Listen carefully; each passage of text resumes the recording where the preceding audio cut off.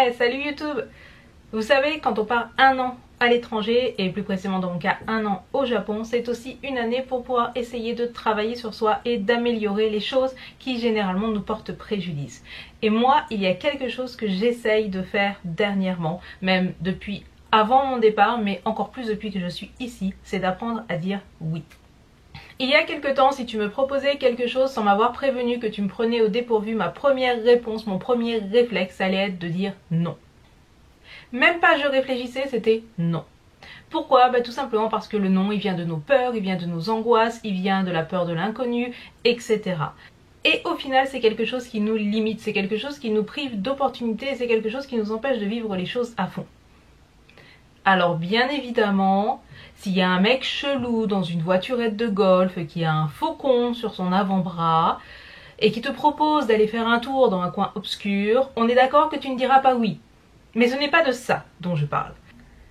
Et donc, j'essaie d'appliquer cette philosophie, et ce qui fait que le 5 juillet, quand ça faisait 4 jours que j'étais arrivée au Japon, que je suis allée passer un entretien d'embauche où j'ai eu le poste, et que ma boss m'a dit « Bah écoute, le 25 juillet, il y a le Tenjin Matsuri à Osaka, c'est un très grand festival, est-ce que tu viens avec nous ?» Je connaissais ma patronne depuis à peu près une demi-heure, j'ai dit oui.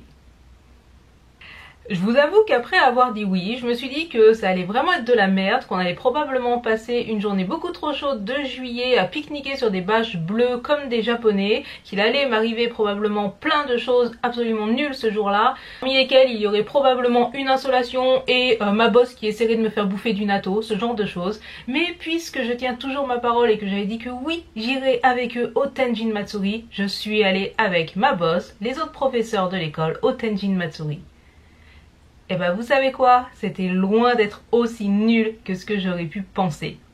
Parce que ce que je ne savais pas, c'est que mon école avait des sortes de places réservées dans un endroit très privé au bord de la Yodogawa, où on allait pouvoir regarder le Tenjin Matsuri et plus précisément la procession de bateaux sur la rivière Yodogawa dans des conditions de psychopathe. Ce qui, je pensais, allait être une après-midi de la loose est devenu probablement un des trucs les plus ouf que j'ai fait ici, puisque le Tenjin Matsuri, c'est un des très grands festivals du Japon qui se termine par une procession de bateaux sur la rivière Yodogawa où on porte des sortes de petits hôtels portatifs, des bateaux qui sont illuminés, et il y a aussi des bateaux de sponsors, etc. Il y a plusieurs feux d'artifice de tirer, c'est donc un très très gros truc. Où normalement tu y vas, tu es pressé avec la plèbe, tu es debout pendant des heures, et nous, eh bien, on était assis, on avait de la bouffe gratuite, on avait un spectacle de geisha, et c'était vachement cool. Allez, j'ai filmé des trucs, je vous montre.